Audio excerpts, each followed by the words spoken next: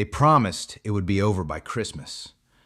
By Christmas, the only carols left were the ones echoing inside their heads, soft memories of home colliding with the thunder of artillery. In August 1914, Europe marched to war with enthusiasm. Crowds cheered in Berlin, Paris erupted in patriotic songs. Young men volunteered in waves. Leaders promised it would be short. You will be home by Christmas. War, after all, had been short before. War was still imagined as something almost orderly, a contest between professional armies, a gentleman's war. And in many ways, it was. The blood of Queen Victoria flowed through Europe's monarchies. Kaiser Wilhelm II, Nicholas II, and George V were cousins. Cavalry still rode. Soldiers still wore bright uniforms. And then, within months, war no longer looked like the past. It became mud, steel, gas, machines that could kill faster than armies could move. Machine guns cut down waves of infantry. Heavy artillery leveled entire towns. Poison gas drifted across trenches. Tanks crawled through barbed wire. And those machines were not born on the battlefield. They were born in factories. The Industrial Revolution had transformed production. Now, it transformed destruction. Railroads moved millions. Factories mass-produced death. Submarines hunted beneath the waves. Airplanes fought above the trenches. World War I did not just redraw maps. It reinvented war itself. Everything in the German strategy depended on timing, speed, precision, sequence. The plan, known as the Schlieffen Plan, assumed Germany could defeat France quickly in the west before Russia fully mobilized in the east. Strike fast, crush France in weeks, then turn east to face Russia. It looked flawless on paper, but war is not paper. The plan required an easier passage through neutral Belgium, a small country Germany believed would step aside. Belgium did not. Belgian forces resisted fiercely, especially at Liège. Rail lines were sabotaged. Fortifications held longer than expected. The delay was small, but in a war built on perfect timing, small delays cause havoc. Germany responded brutally, burning towns and executing civilians in what became known as the Rape of Belgium. Britain, bound by treaty to defend Belgian neutrality, entered the war. What was meant to be a swift, decisive campaign became something else entirely. As German troops pushed toward Paris, exhausted and stretched thin, the city did not panic. The Germans are at the gates of Paris. Every taxi in the city is hauling men to the front. At the First Battle of the Marne, French and British forces counterattacked. The German advance faltered, then it broke. The Schlieffen Plan, built on perfect timing, collapsed. And when neither side could advance, both sides dug in. A continuous trench line formed from the North Sea to Switzerland. The war of movement ended. Stalemate had begun. We thought we were advancing. We did not know we were walking into a trap. The Eastern Front was different. It stretched hundreds of miles, from the Baltic Sea to the Black Sea. There were trenches, but there was also movement, advances, encirclements, retreats across forests and frozen plains. In 1914, at Battle of Tannenberg, Germany demonstrated what modern coordination could do. Using interior rail lines and intercepted communications, German commanders shifted troops rapidly between sectors. Russian armies, spread apart and poorly supplied, were surrounded and shattered. The lesson was clear. Railroads and communication were weapons. But Russia lacked the infrastructure to sustain modern war. Soldiers marched without rifles. Units shared ammunition. Supply lines collapsed under the strain. By 1917, the pressure was no longer just military, it was political. Bread shortages, mass casualties, exhaustion. The strain of industrial war helped ignite the Russian Revolution. Modern warfare did not just destroy armies, it toppled governments. But by October 1914, that optimism met reality. Near the Belgian town of Ypres, British, French, and German forces collided in brutal fighting. The British Expeditionary Force, the small, professional pre-war army, held the line. They paid dearly. By the end of First Ypres, much of Britain's original army was gone. The Old World Army was dying in the mud. The trenches were new. The mud was settling. The promise of home by Christmas still lingered. And then, on Christmas Eve, the guns grew quiet. From across no man's land, German voices carried through the cold night air, singing Stille Nacht, Heilige Nacht. British soldiers listened. Some began to answer with carols of their own. It's Christmas. I can hear them singing from their trench. We're going out to kick a soccer ball. Just for today, the guns are silent. German and British soldiers climbed from their trenches. They met cautiously at first, then more freely. They exchanged cigarettes, shared chocolate and bread, buried their dead together. Some kicked a football across the scarred earth between the lines. Others reached into their tunics and pulled out folded photographs. Wives, mothers, sweethearts, children. Proof that life existed somewhere beyond the mud. One soldier would later write, "Here we were, laughing and chatting to men whom only a few hours before we were trying to kill." For a moment, humanity flickered. The war paused. Not because of strategy, not because of orders, but because the men in the trenches remembered they were men. But that flicker frightened commanders. Fraternization threatened discipline. If soldiers saw the enemy as human, the machine of war could not function. Orders were issued. Units were rotated. Fraternization was forbidden. Artillery barrages were planned during future holidays. High command would not risk another pause. The war was no longer about kings and cousins. It was about obedience, production, attrition. The illusion of home by Christmas had vanished, and the trenches were here to stay. Before 1915, European powers had agreed at The Hague not to use projectiles designed to spread poisonous gas. But the agreement said nothing about the wind. On April 22, 1915, near Ypres, German forces opened thousands of steel cylinders. They did not fire shells, they waited. When the breeze shifted toward the Allied lines, they turned the valves. A yellow-green cloud rolled forward. The war had found a loophole. A thick greenish cloud rolled toward our lines. The men were seized with violent coughing and suffocation. The line broke. Nearby, Canadian troops watched the cloud drift toward them. With no masks, some pressed urine-soaked cloths over their mouths, a desperate attempt to filter the chlorine that clung low to the ground. It was not enough, but they held. Now even the air itself was weaponized. Gas masks soon followed. So did phosgene and mustard gas.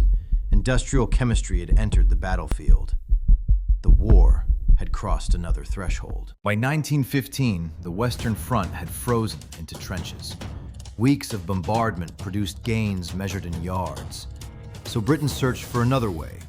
If the stalemate in France could not be broken, perhaps the war could be won elsewhere. Winston Churchill proposed a bold solution: strike the Ottoman Empire, seize the Dardanelles, sail to Constantinople, open a supply route to Russia.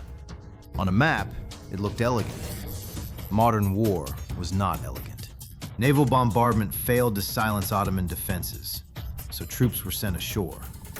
Among them were colonial forces, Australians and New Zealanders, the ANZACs. Young men from the far edges of the British Empire. April 25th, 1915. They landed not on open beaches, but beneath steep cliffs and well-positioned Ottoman machine guns. We're pinned on the beach. Every time we try to climb the heights, the Turkish machine guns stitch us to the rocks. Amphibious assault met modern defensive firepower, barbed wire, rifles, machine guns positioned above narrow landing zones. The result was immediate stalemate. For months, soldiers clung to ridges and beaches, digging trenches into rocky soil. Casualties mounted, disease spread, and the Ottoman defenders, led in part by Mustafa Kemal, later Ataturk, held. Gallipoli became a symbol of sacrifice, especially in Australia and New Zealand. It also exposed the cost of imperial strategy. Britain had gambled. Colonial soldiers had paid. The campaign failed. The Ottoman Empire remained in the war. The sick man of Europe fought on. The 1981 movie Gallipoli portrays the campaign through Australian eyes, a tragic result of imperial overreach, but imagination. It changed how an entire generation pictured darkness. World War I was not just fought in the trenches of France. It was fought across empires. Sikh soldiers from India marched under the British flag. African troops fought in German East Africa. Nigerian brigades, French colonial forces from Vietnam, and soldiers in Salonika all entered the war. Millions who had no vote in European politics shed blood for European empires. This was not just a European war, it was a world war. We do not need to take the fort. We only need to make them defend it. We will bleed France white. In February 1916, Germany chose Verdun, not for territory, but for symbolism. Verdun guarded the road to Paris. France could not abandon it. That was the point. The German plan was simple. We will bleed France white. Millions of shells fell. Forests vanished. Villages disappeared. The ground itself dissolved under constant bombardment. France could not retreat. Honor demanded defense. So they fed men into the line, and fed more. By the end, over 700,000 were killed or wounded, for ground measured in yards. Verdun was not a battle of movement. It was a calculation of endurance. It earned a name, the meat grinder. If Verdun was Germany's attempt to bleed France, the Somme was Britain's attempt to break the stalemate. For 7 days, British artillery pounded the German lines.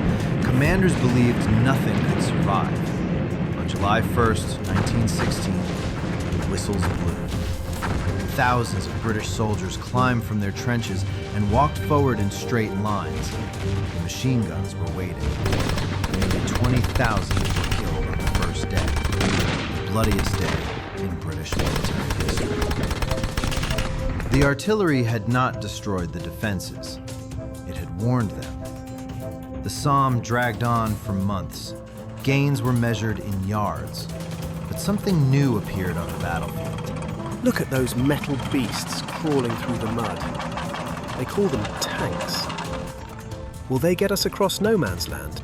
The tanks were slow, unreliable, few, but they signaled the future. If men could not survive the machine, perhaps a larger machine could fight it.